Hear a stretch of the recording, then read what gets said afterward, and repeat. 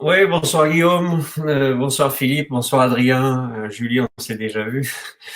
Il y a plein de gens que je retrouve à l'occasion de cette discussion ce soir. C'est un moyen dont on doit peut-être se souvenir pour se retrouver plus fréquemment. Je trouve ça d'une très grande qualité et c'est à réfléchir. Ça nous permet à nous qui sommes loin de pouvoir nous rencontrer.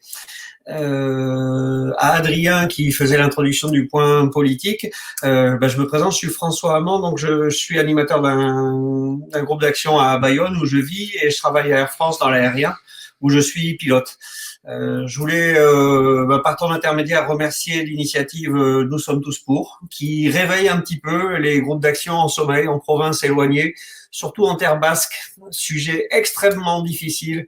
On a eu des grosses difficultés avec les campagnes locales ou municipales, donc voilà, ça pourrait être l'occasion d'un autre endroit pour en discuter, mais c'est une extrême particularité. Il faut faire attention au mouvement abersalé qui pénètre beaucoup les esprits ici, ce qui rend la vie difficile à l'insoumission à Bayonne. Le sujet d'Air France sans relation est un sujet difficile. Il a été bien décrit. C'est la bascule entre emploi versus écologie. On ne peut pas conserver tous les emplois pour conserver les emplois. Il faut se rappeler que dans l'Union européenne, 40% des gaz à effet de serre sont le fait des transports et que dans ces 40%, 70 le doivent aux routiers. Donc l'aérien pose un problème, je ne le nie pas, mais il faut voir un petit peu toutes les priorités et effectivement le routier n'en est pas une des moindres. Air France est un fleuron industriel, qu'on le veuille ou non, qui subit des attaques multiples, toutes d'origine libérale. Il faut savoir que ce qui se déploie à la SNCF en ce moment existe dans l'aérien depuis longtemps. C'est ce qu'on appelle le cabotage, la capacité donnée à un opérateur étranger à la France à venir faire des liaisons telles que Brest-Lyon ou n'importe quelle liaison au sein de la France avec les règles du pays d'origine.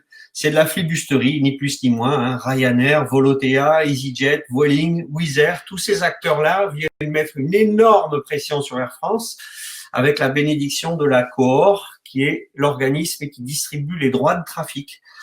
C'est une concurrence déloyale vis-à-vis d'acteurs étrangers, mais il y a aussi Air France qui souffre dans la holding Air France KLM de la concurrence du paradis fiscal hollandais qui fait qu'il y a une évacuation de trafic vers la Hollande qui rend les choses encore plus difficiles.